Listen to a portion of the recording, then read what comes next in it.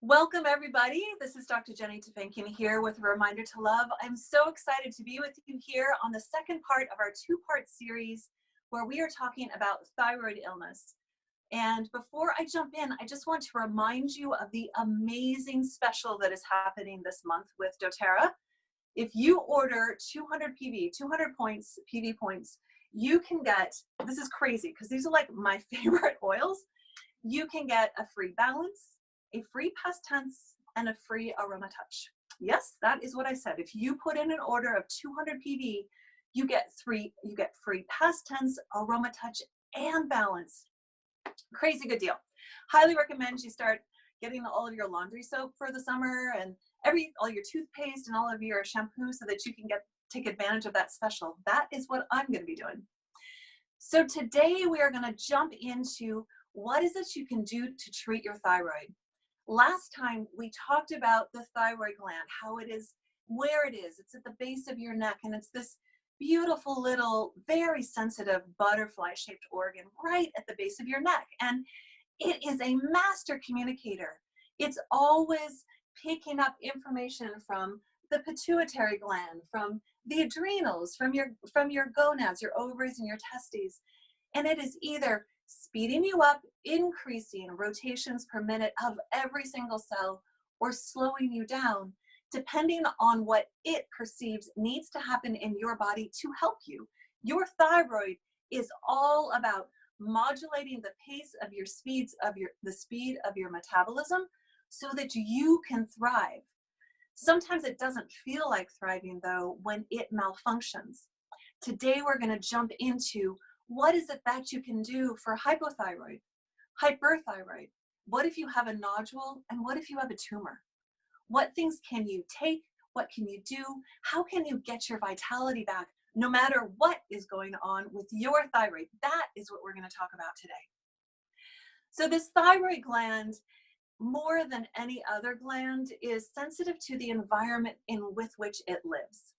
We talked about how it's like the butterfly out there on Earth, it's just flying around, and it is so vital to maintaining the environment of the Earth, just like your thyroid is to maintaining the vitality and balance and ecosystem of your body. And it is so delicate, it is so vulnerable to toxicity, to imbalances, that it's vulnerable, and we need to really nurture the environment for your thyroid to thrive. We talked about how there is the foundational 4 and how important that is in order, I'm sure I can find it. There it is. We talked about how there's the foundational 4 of sleep, detoxification, digestion, movement, and mindset, and how important those are to focus on to get your thyroid up leveled. I'm curious, what if the thyroid is this master communicator? What is it that your thyroid is saying to you? Who out there got their labs done? Did any of you get your labs done? I would love to hear about it, and I am always open to hearing your questions and your comments at the end. So please, if you have any questions or any comments, just post them, and with Tracy's help, I will answer them at the end. I love hearing from you guys. I actually can't see the questions when they come up here, just the way I have my phone set up. But I read them at the end, and what you guys said to me last time has informed a lot of what I've told you, what I'm saying today. So please write your comments in, even if you're watching this later, let us know, because that helps all of us learn more from each other. So I'm curious, what is your thyroid saying to you, and what do you need to do to support it? I wrote out this foundational 4 in a different way to help you figure that out. So I drew this out like a wheel of life. So we have the wheel of life foundational 4. And here we have the sleep and the rhythm. So important to have that dialed in. Digestion and detoxification, breath and movement, spirit and mindset. If you think about this as the wheel of life, and a wheel rolls much better when it's built out evenly on every single side. If you are lacking in one place, it's going to be bumpy. You want to have ease and flow and vitality in your life. Which one of these quadrants needs the most of your support? We talk about the organ of the thyroid is, it's a master communicator. And I love, one of you commented last time about how it's at the throat chakra. Speaking of throat, mine's going hoarse. It's at the throat chakra, and that this is a place where if if if speaking your truth, your authenticity, if you're having thyroid issues and you feel like you get blocked up in your anger or your emotions, if you feel like you can't fully express, maybe focusing on the mindset and spirit quadrant is the place for you to do your work. And you can use your oils, you can get support, you can work on that. I would say hands down, the number one place that most people need to do more work is digestion and detoxification. This is so central, so key to health and vitality on every single level that you really can't go wrong with working on this thing. So with all of this in mind, that we need to have this super healthy, great foundation to be working on, and that we will be always modifying it, let's talk about, what does the thyroid specifically need for it to have its most vital, for it to just flutter in that beautiful way and be humming along and keep you, like I said last time, driving like a well-oiled BMW. So you want to have your foundational 4 set in. This is like my little drawing of the thyroid. Do you like that? Nutrients that the thyroid needs, and this is what all thyroids need, is they need vitamin A, vitamin C, vitamin E, selenium, zinc, B12, and L-tyrosine. A lot of these, if you're taking the Lifelong Vitality Pack, a lot of these nutrients are in there. However, if you're treating your thyroid as a specific illness, if you've got a real disorder going on, you probably need to use these nutraceuticals more as a therapeutic level and up the dose a bit. I'll give you an example. So vitamin E, if you have hypothyroid, especially if it's Hashimoto's, vitamin E at 400 IUs a day is what is recommended, along with selenium, which is a very powerful antioxidant and is sadly not in as much of our foods these days because of the way we do farming. So we need 200 to 400 milligrams of selenium in our diets a day. The vitamin E and the selenium work synergistically together. Do you guys know what that means? They support each other in the process. It's amazing how cool they work together. Taking the vitamin E and the selenium first thing in the morning can really help your thyroid. Having a deficiency in these alone can throw somebody into a Hashimoto situation. So really want to make sure you have those together. You can talk, if you're taking thyroid medication, talk to your pharmacist and see if they are okay with you taking it along with your thyroid medication, because it does work better on an empty stomach, just like with your thyroid medication. So often I have my patients take both of them together, but talk to your healthcare team about that and be sure they're fine with you doing that. Zinc is very important. B12, we find a lot of people need extra B12, and there's a theory that maybe if you have dysbiosis and a lot of something called lipopolysaccharides in your gut from a certain kind of bacteria, they eat up the B12, which is why people are deficient in this. So you want to make sure you have enough B12. L-tyrosine is an amino acid that is, but I would just say, I think all the B vitamins are great, just saying. L-tyrosine is an amino acid, and this is in many of the nutraceutical combinations to boost your thyroid function. L-tyrosine is one of the ones that really drove home that story for me of how you've got to support the adrenals. I talked last time about how if you just jump in and start treating the thyroid gland and somebody has an imbalance in their adrenals, you may not feel so great. This happened to me as a first-year medical student, I think, first or second-year medical student. I was in the medical clinic and I was working with super sweet, really great physicians, medical student physicians. And they were looking at my symptoms and saying, I think you have some thyroid stuff going on. My tests were normal, but your tests can be normal and you can still have the symptoms. I think some of you know what I'm talking about. A lot of you have symptoms of hypothyroid for years before it's finally diagnosed. So they said, why don't you go on this product? It has L-tyrosine, it had zinc, it had selenium. I took it and I felt awful. I mean, I felt terrible. I had that crazy need to crawl up the wall. I was a mom of a 4-year-old and I could barely function until that stuff got out of my system. The problem was what they didn't do is they didn't treat my adrenals first. This is where I needed to focus because again, like I said last time, a lot of the conversion of you need to have your adrenals working so you can convert your T4 to your T3. Interestingly enough, a lot of these actually help that conversion to T4 to T3 as well. Some other products that can really help with your thyroid function actually are ones that we typically think of for detoxification: N-acetylcysteine, glutathione, and I would add citrus essential oils. All of these will help your liver function, which also helps your thyroid. So now that we know some of the basics of what your body needs, let's jump into a little bit more specific around, let's start with hypothyroid because it's the most common.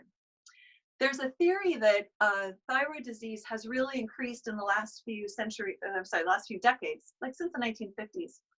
I've heard a few different theories and I'm really curious what you guys think about them. And I'm curious which one you think might be more valid. I had one of my esteemed professors tell me that his esteemed professor thought that women were more vulnerable to thyroid illness because they were exposing their necks. The clothing had changed and now their necks were more exposed and they didn't have as much protection here, and that was making them more vulnerable to thyroid disorders. We've also heard that there's been an influx of toxicity in chemicals since the 50s. We've a lot more petrochemical, just a lot more stuff going on, and maybe that was part of it. And then now we also have this theory that maybe it's viruses and other infections going on. I'm curious what you guys think about all these different theories. I personally think it is probably the toxicity and some combination of those things, but I'm curious what you guys think. So hypothyroid, very, very common. It can be autoimmune related or not. Hypothyroid is when you feel that it's like that VW bus trying to get over the mountain pass. It's like, oh, really hard, really slow. We're talking about the sloth where everything's slowed down. Again, this is your thyroid trying its hard, trying its bestest to help you, and it's slowing things down for one reason or another. What you can do to boost that up is doing this, and I love using the essential oils. So I have a couple blends that I'm going to share with you now for using for the hypothyroid, but just before I jump into that, I want to share with you something, a little behind the scenes. So when I'm preparing for these Facebook Lives or any talk that I ever give to you guys, I do a ton of research. Like I take what I know from the oils, I take what you guys are saying, what so many really educated people are saying about the oils, and then I go and I do research. I get onto PubMed, I'm like Googling stuff and I'm looking up PubMed and I'm looking to see what the research is. So when I brought to you the talk on the fungi, I had done hours and hours and days of research to say, look, these are the oils that have been proven to do this, and this is how they're functioning. When I went to do this for this talk, I didn't have that kind of data. I couldn't find it. If you guys know of some great research on thyroid and essential oils, I would love to hear it from you. I found a few, but not a ton. And I find this interesting. So it takes us to this next step, and I'm sharing this with you for a couple of reasons. One, I have to be 100% honest. It's like the only way that I roll. So I just want to be honest and let you know that I don't have like these really great specific studies to hand to you and say, oh, this works for hypothyroid. That said, a couple key things. One, herbalism did not start with our great grandmas Googling what herbs to give our grandparents when they were children to help them feel better. Herbalism began with people using remedies, developing their intuitive knowledge of how these worked, observing and watching and fine-tuning. It came from plant spirit medicine. This is where this tradition came from, and that is the tradition we are in. There is a shortage of some research in some areas, which is why I love that doTERRA is working on that. But a lot of the information does come from common use and what our experiences are there. So I want you to know that, because I want you to be clear about what I'm saying today, where it comes from, but I also want to give the power back to you to start really tuning into your body and what you're experiencing with yourself and with the oils, because the oils are an invitation for us to increase our ability to heal ourselves, for us to work on fine tuning our intuition, and for us to learn how to share this as a community so we can have a larger body of knowledge from which to work.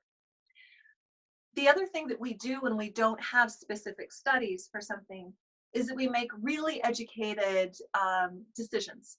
So I can look at the oils that are commonly used for these different functions, and then I can look at their mechanisms of action. And then I can use what I know about the disease state and what's going on with the organ. And I can put those together and I can make a very good, educated assumption based on, hey, this is going to work well. This is how we do it. So saying all of that, and I'm going to talk more about how to use your oils, how often, how to tell what to use, all of that as we're talking today. One of the things that I love, I've got a couple cards here on different blends. So an oil that you can use for your thyroid is a hypothyroid blend in a 10 milliliter roller bottle. You can add 10 frankincense, 5 clove, 5 lemongrass, 8 peppermint. So frankincense 10 drops, clove 5 drops, lemongrass 5 drops, peppermint 8 drops. Fill it up with fractionated coconut oil and then apply it. Usually when we're dealing with a chronic disease, you need to use it often and for a long time. So go ahead and use it once or twice a day and anticipate that you're going to use it for an extended period, which is why I like to have more than one blend and more than one set of oils, because your body likes change. You may use that blend for a while and be like, oh, this is great. I love it. I love it. I love it. And then one day it's like, not today. Listen to that. What is that voice telling you? That voice may be saying it's time for a break or it's time for a change. One of the things that you can change it up to is Immortelle.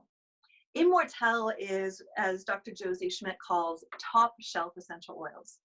When you look at what's in Immortelle, it has sandalwood, it has frankincense, it has rose, it has so many amazing oils that are all great for the thyroid. And this is something I learned from one of you in our team, was that it's really great for opening up the chakras. So when we talk about this throat chakra as being one for communication, Immortelle might be a really nice one for you to work on to open that up for better communication and to heal your thyroid at the same time. If you have hypothyroid, one of the signs of that can be restricted circulation and get really cold hands and cold feet. The black pepper essential oil is great for that. And I recommend taking the black pepper oil, looking up a chart of the reflexology points on your feet for your thyroid and rubbing that black pepper in there. Do that before you go to bed at night. It will really increase the circulation and help those cold feet and make you feel better at the same time. You can also use cinnamon for the same thing and use it in the same way. So the next common one is hyperthyroid. So hyperthyroid is where you're just like going, like it's like that car out of control, like your thyroid has ramped itself up to the high RPMs and you're like careening down the freeway out of control. There's a lot of anxiety with this one. Hyperthyroid is very common. It's not as common as hypothyroid, but if you do have it, it's more likely it will be Graves' disease, which is the autoimmune form of it. The crazy thing about hyperthyroid is you can be hyper at 1 minute and you can be hypo next. This is really, really hard on the body. It's hard on the nervous system. You already have the anxiety with the hyperthyroid anyway, but to go from that, like, I'm running really fast, to that, like, slow down, you never know which you're gonna get. I have had patients who literally have had to have 2 sets of clothing depending on what's happening with their metabolism with hyperthyroid, because it goes back and forth so much. This is common. And and it's hard on the heart because the hyperthyroid makes the heart race and pound. So when we're thinking about therapies and oils for this, I want to talk about a couple different things.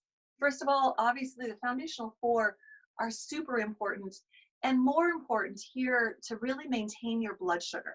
If you have your digestion and detoxification rolled in, and you're using the rhythm correctly, as in you're eating at regular, consistent times, that will naturally help your blood sugar levels stay more steady.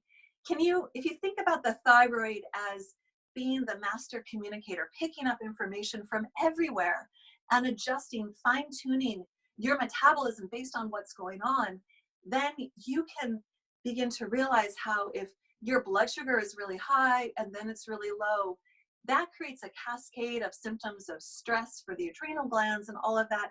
It just makes it harder for the thyroid. It makes it that it has more course correction to do.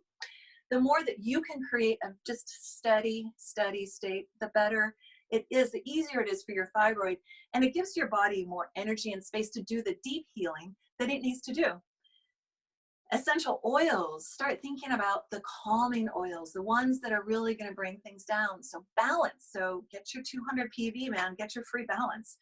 So balance has a lot of essential oils in it that are great for the thyroid, but it's also excellent for the nervous system and really helps bring things down. Geranium is so good for the thyroid, but it's also great for the heart, for the energetic heart and for the heart. So geranium is one of those that I would bring in, especially with hyperthyroid situations. Let's see, what else did I write down? Rose oil is so great for the nervous system. And of course, frankincense is pretty much we just love frankincense. So I would put frankincense in there as a natural anti-inflammatory.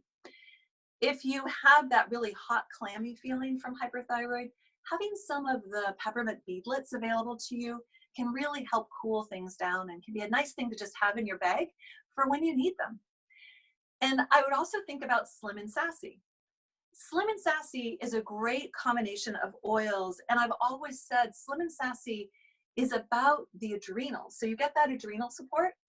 It's also about detoxification. So you get the detox support and it's blood sugar maintenance. So Slim and Sassy is one of those I would really consider to bring into some sort of hyperthyroid picture. You can diffuse it, you can take it internally, you can rub it on your belly, whatever you need to do for yourself with the Slim and Sassy. And I actually really like the gum. I think it's good.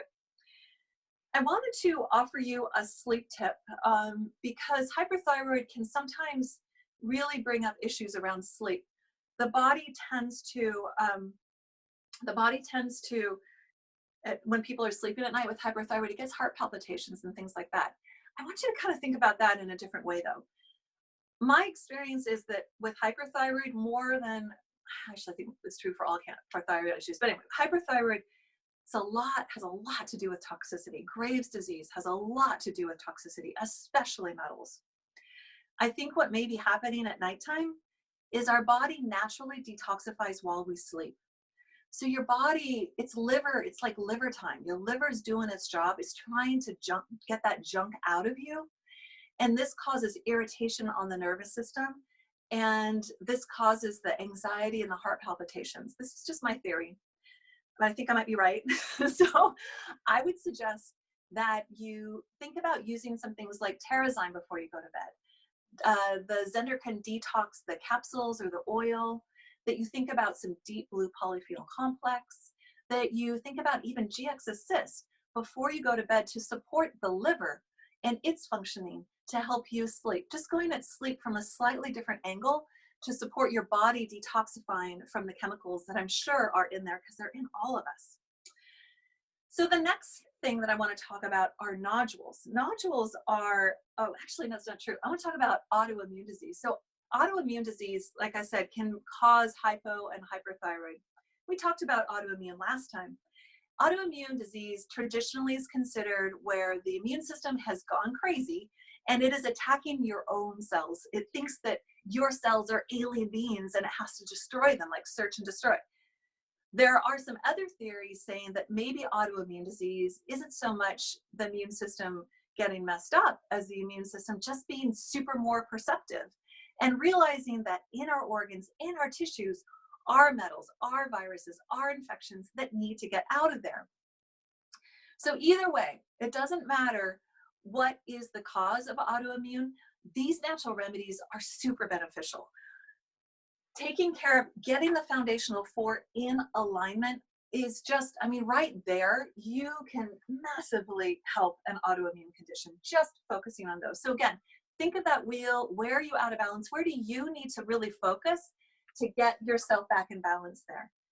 And then essential oils that I would consider bringing in, really top ones would be yarrow palm.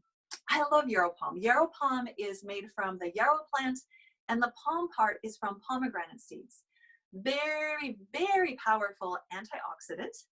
And it is also an antiviral.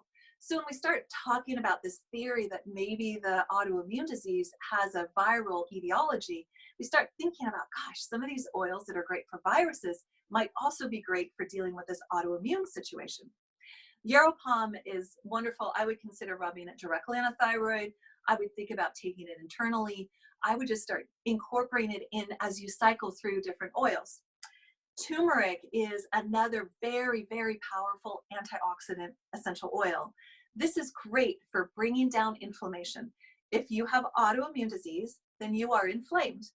Inflammation causes a vicious cycle in the body, and it can lead to even further problems down the line. So really beginning to calm that fire down can be very beneficial to your health. Turmeric oil is amazing for that. The other thing I love about turmeric oil, and this is different from turmeric powder and turmeric capsules, this is specific to the essential oil of turmeric, is the turmerones in there are what's called a nootropic. Nootropics are things that allow your brain to be more plastic. It allows you to learn new things faster and better. As we heal from chronic illness, not only does our physiology change, our mind changes, our spirit changes. There's so much that we're cleaning out. When we clean house, we clean house. And so getting a nootropic in you allows you to have that brain plasticity to be willing to be different, to have your neurons be willing to fire in a different way. When you start working on that mind spirit piece, it opens things up for you, and the turmeric can help that as well as dampen down the fire. So bringing in the turmeric. DDR Prime is fantastic for cellular health. It is a very powerful anti-inflammatory and an anti-infective. So again, bringing in DDR for autoimmune diseases is great. On the feet, diffuse it, take it internally, do what you need to do. Frankincense and wild orange are great. Often I will diffuse my DDR with frankincense and wild orange. This is really great. I don't know how many of you guys know this, but there's a whole group of oils I call the spaghetti oils. And I call them the spaghetti oils because they are the oils that you need to use to make spaghetti, or they're the herbs that you make for spaghetti. So basil, marjoram, oregano, thyme, rosemary. The 5 spaghetti oils are very powerful anti-inflammatories and anti-infectives. So they're great to stabilize and support your immune system. So bringing those in can be very beneficial for autoimmune situations and for thyroid. You can cycle those into your blends that you put directly on your thyroid, or they can be ones that you diffuse or that you take internally or you make spaghetti with. So those will help bring down the inflammation if you have an autoimmune condition going on. So there are, another thing that can happen is your body can create in this beautiful desire to protect you always. Your body can create nodules. Nodules are firm little lumps that you may find in your thyroid, and I do have one. I found it a few years ago. Actually, my massage therapist found it, and I got it checked out, which you guys got to do. If you have a nodule, if you're suspicious that your thyroid does not feel normal, please, please, please, please, please get it checked out, get it ultrasound and biopsied to make sure that everything is okay in there. I had mine discovered, and I put a few oils on it, which was great. And then I was doing lots of other things for the last 2 years, and I was just kind of like, okay, you're doing your thing. The theory in functional medicine and naturopathic medicine is that your nodule is harboring, it's protecting you, it's holding on to viruses, it's holding on to metals, it's holding on to toxins, it's sequestering them away, it's sticking them in the closet under the stairs so that you don't have to suffer from the consequences of it. So I was kind of just saying, hey, nodule, thank you so much for your work. That's cool. I got it retested a few months ago and found out that it is the same. And I thought, is there something I can do about this? And I came up with this really awesome formula for the nodules. And I have committed to myself that I'm going to be using this, this, this recipe or some others for the next 6 months. And then I'm going to retest it and see what happens. And I will let you know what it is.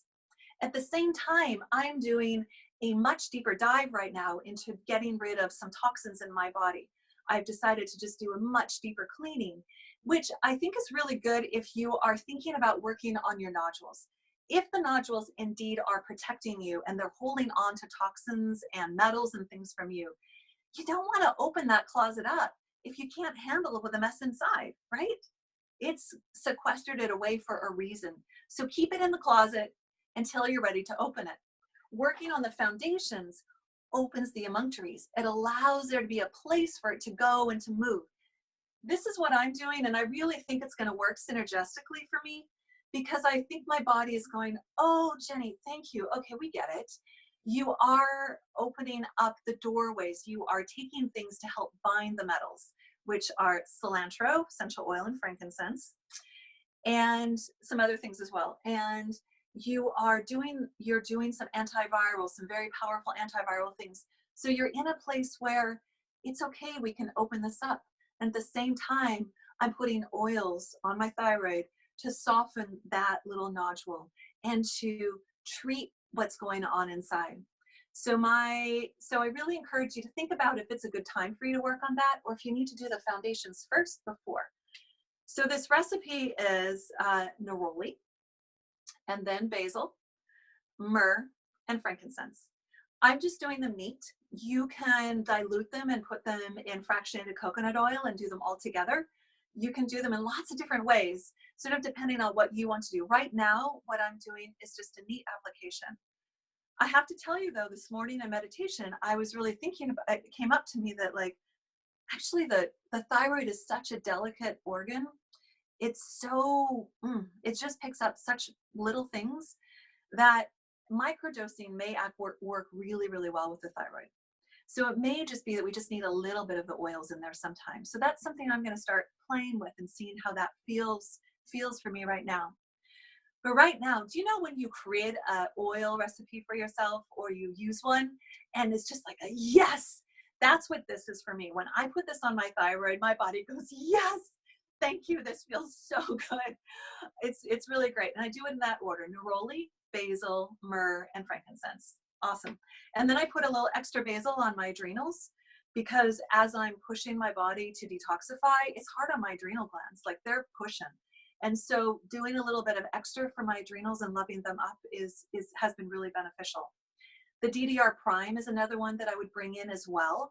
Again, thinking, oh, this is a virus. So diffusing it with wild orange or frankincense is great. And again, like I said, I've been using the cilantro essential oil. I just put a little bit on the ankles to help with the detoxification and binding of metals. And again, there's some other things that we'll do for the binding of metals as well. So tumors sometimes you can have a nodule and you get the bad news that it's actually a cancerous tumor. If that's going on with you, I know it's hard. There's nothing easy about the cancer diagnosis. And I just want to be very clear here that there's nothing that I'm saying today, and I'm really not saying, oh, your essential oils are going to cure your cancer.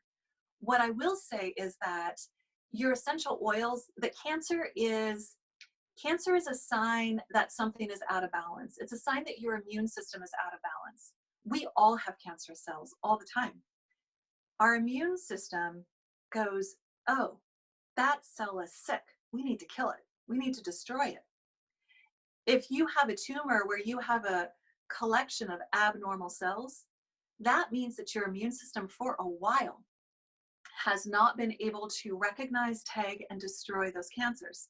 Some cancers are more aggressive than others and all that. So, but it's just a sign that something is out of balance. And I think that the oils, the essential oils, are very good at bringing the body back into cellular health and cellular balance. So I consider the essential oils a really great thing to do along with your conventional remedies. And I encourage you you need to work with your physician on this. Talk to your oncologist. Let them know. I find that when my patients go in and talk to their oncologist and they say, look, I'm doing all this foundational work. This is what I eat. This is what I do to take care of myself. These are the things that I take. I want to add in some essential oils and see how that goes. What do you think? Most doctors are like, wow, this patient is so informed.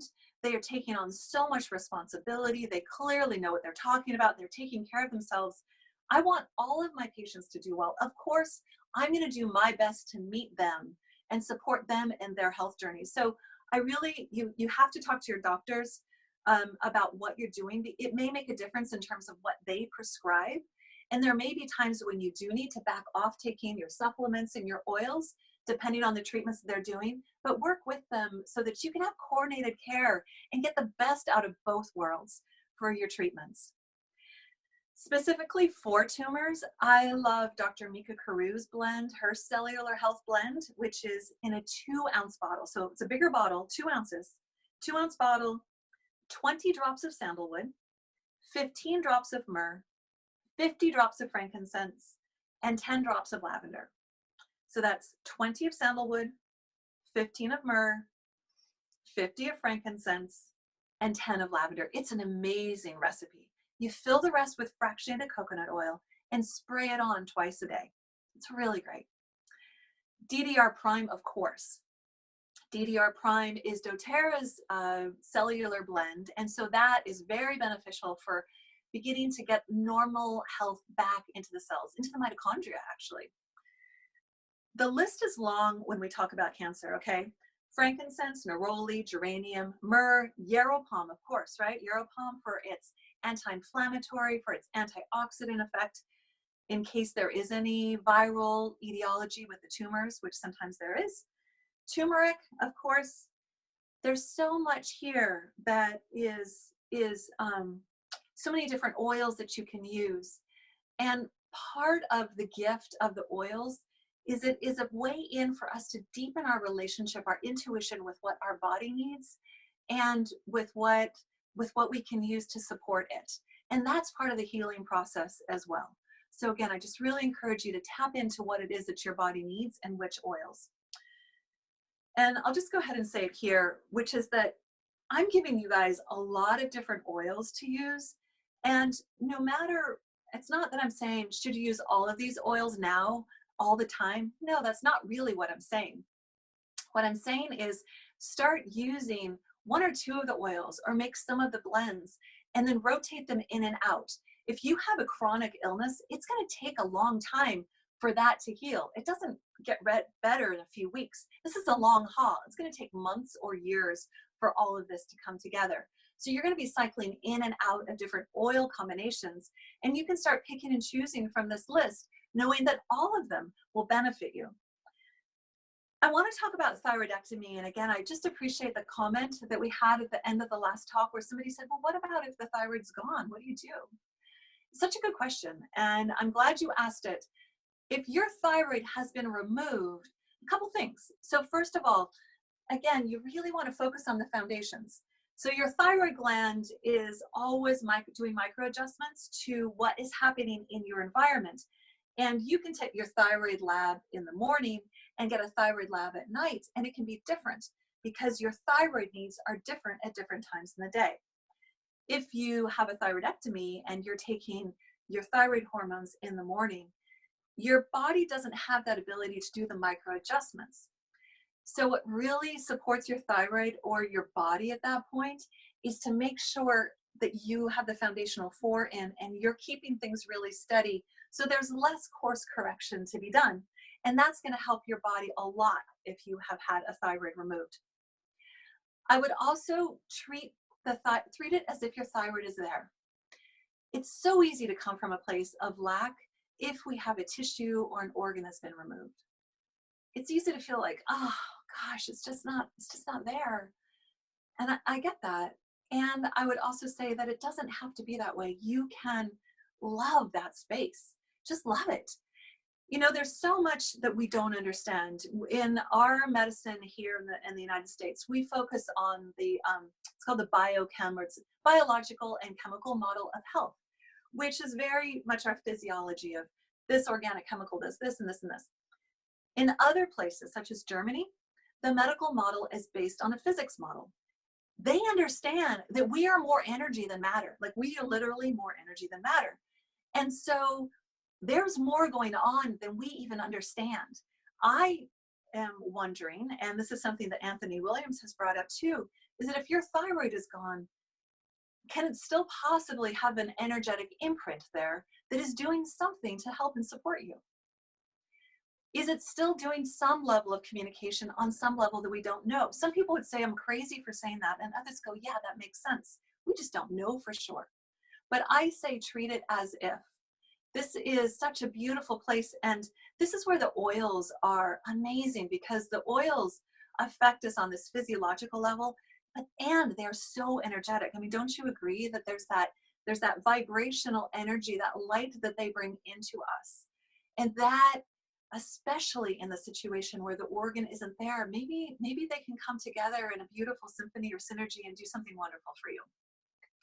The oils I would really look at for thyroidectomy would be myrrh and frankincense, lavender, and then a lot of these are, you know, some of the emotional oils too, like the neroli and the rose and the geranium. For both cancers and thyroidectomies, just because it's more of an emotional piece, I would also really love what Desiree Mandendog talks about. She talks about how helichrysum is really great for kind of releasing that anger and releasing that grief type of thing and help with healing.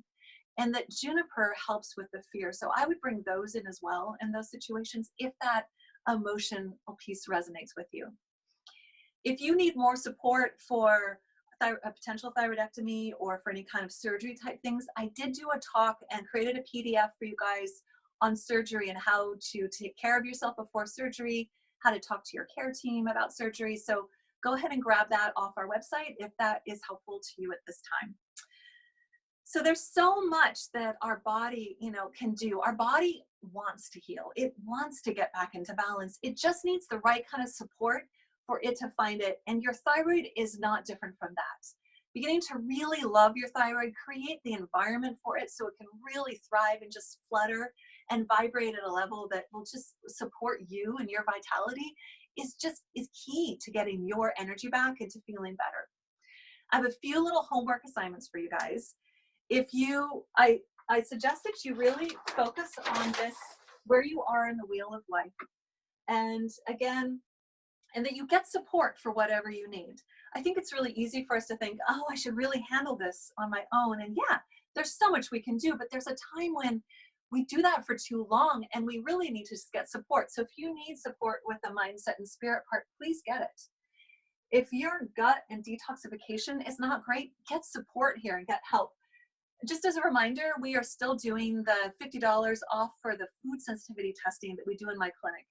If you're here in Portland, Oregon, and you want to come into our clinic and work with our nutritionist, Karen Davis, we are offering $50 off that this month. And so give us a call at the clinic if you want to check that out. But get this together. Get your thyroid assessed if you haven't done so already, and see what it is that you need to do. If you want to follow more about what I'm doing with my detox, with medicine, I'm working with my marketing team and we're putting out blogs and all kinds of crazy stuff over the next few months. And I would love for you guys to be the first ones to get it. So you can go to my website, Dr. Jenny Tafankian. So it's drjennytafankian.com, and just sign up, and that'll get you on the email list. And you'll be the first to get like tips and tricks on keeping your vitality up in order. So go ahead and do that if you're interested in hearing and staying on top of whatever is coming up next in that world.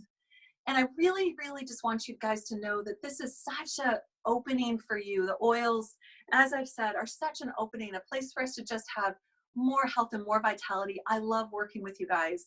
I will say just one more thing, just reiterate, in case I didn't say it thoroughly enough before, that you don't need to do all of these things at once. And I actually wouldn't recommend that you do.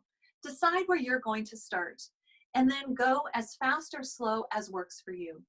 Some of you are as sensitive as the butterfly itself, and you need to do small little doses or start with one thing at a time. Others of you are like, man, just give it to me, just layer it on. You know, some of you are in between. Some days, maybe oil days, heavy oil days, where you need to use a lot of different things.